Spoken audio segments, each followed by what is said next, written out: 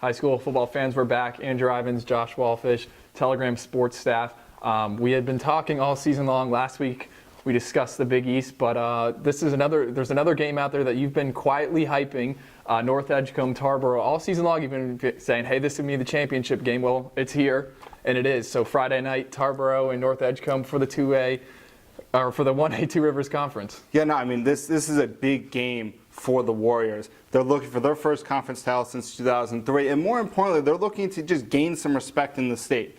Obviously, when they had Raymond Cobb as their coach, they were a very difficult team to beat year in, year out. It's kind of slipped off since Cobb left for Southwest Edgecombe, and we're finally seeing North Edgecombe get back to the top of 1A. And on the flip side, you look at Tarboro, this is probably one of their worst seasons in recent years, yet they still have a chance to win a conference title. And that's the part that I think is giving Coach Craddock and those seniors a lot of hope that, hey, we struggled during the non-conference season, but we're figuring it out at the right time, and we can kind of coast into the playoffs on a high note with a lot of positive energy. You mentioned the playoffs there. We project both these schools, North Edgecombe and Tarboro, to make the playoffs.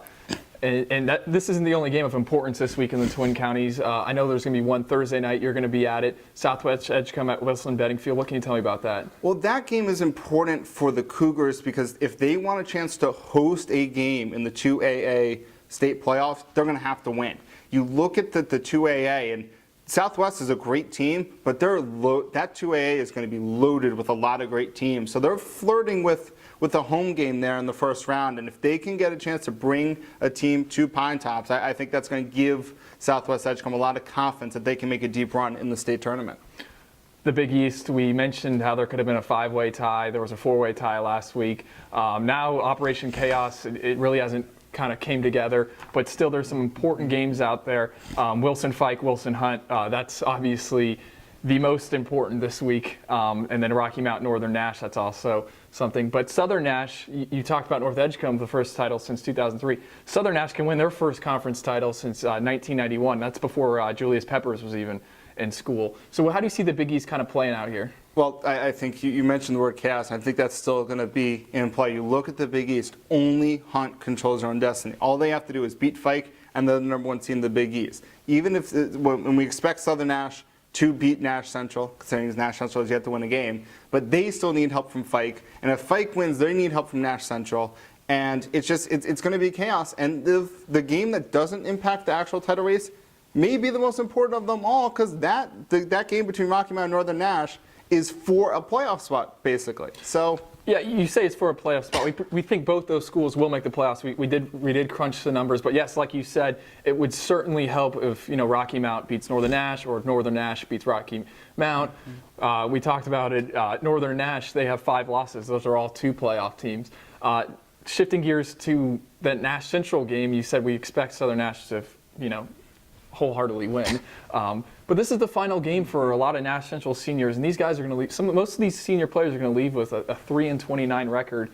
One of those guys is probably the best player in the area, Hashan Gaines. What does it mean for him? Well, I think for him, it's kind of been the same. This game is no different than the previous 10 games. It's just about him asserting his dominance when he can and making sure that he still is the best player on the field, no matter whether he's playing offense or defense. And that's been the case for most of the season. When he's able to use his athleticism, he's the best player on the field, and we saw that last week against Hunt, where he just was making plays just outside of the system because he's just that talented. So I think for Gaines, it's just about showing the fact that against good teams, he can still rise to the occasion. He doesn't let his teammates play around him kind of bring him down. Using that, I want to go back to Tarboro for a second, because I talked to Deshaun Farmer yesterday when I was at practice about what he thinks the legacy should be for his senior class at Tarboro. You're talking about a program that won 3 state titles in 4 years, hasn't won one since 2011. And he talked about the fact that why Friday night's game is so important is because if they can win and they can win a conference title, that gives them a lot of momentum, gives them a lot of confidence entering the state playoffs.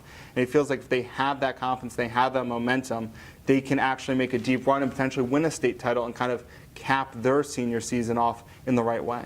Well, Josh, you'll be at Tarboro, North Edgecombe on Friday. I'll be at Rocky Mount, Northern Nash. We'll see you guys then.